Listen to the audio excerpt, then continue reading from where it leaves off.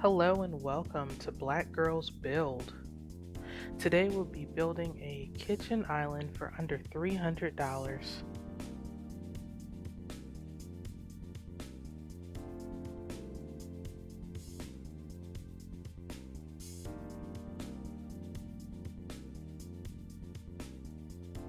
The first step to building your kitchen island is planning for your space. You want to start by measuring the length and width of the space the island will go into. Then once you have those dimensions, you want to make sure that the island will sit 42 to 48 inches away from any opening or closing appliances, doors, or walkways. But keep in mind that 42 to 48 inches is an ideal number. I actually ended up using a 60 by 24 inch base kitchen cabinet in my space. Taking into account the cabinet I ended up using, the countertop ended up being about 62 by 36 inches. Now let's move to step 2, which is get what you need. We're going to start with what tools you'll need for this project. You'll definitely need either a miter saw or a hand saw, a table saw or a circular saw, a drill, a nail gun or a hammer and nails, a box cutter, and things to paint with.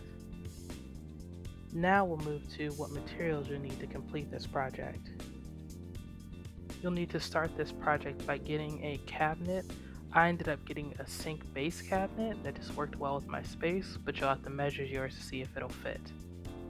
You'll also need base cabinet end panels, a base cabinet front panel, or a piece of plywood that can fit that space of approximately 48 by 48 inches, finger jointed lattice mountings that are about 1.5 inches in length, a sheet of particle board about 3/4 of an inch thick, and mine was 4 feet by 8 feet. You'll also need multiple L brackets to mount the countertop to the cabinet. And to cover my particle board countertop, I used white marble shelf liner. And whatever paint you choose to use on your island, I ended up using a teal satin paint.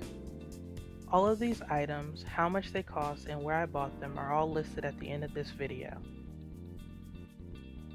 The third step is to apply all of the trim pieces to the base cabinet. In order to apply the trim, you have to start by attaching the front panel to the base cabinet. In my case, I had a 48 by 48 inch panel that I ended up cutting like I'm showing here. I ended up with 2 pieces that fit together to cover the front end of the cabinet. Then I used the trim panels to measure my molding so I could cut it to size. For my end panel trim pieces, I ended up needing 20.5 inch and 31.5 inch trim pieces.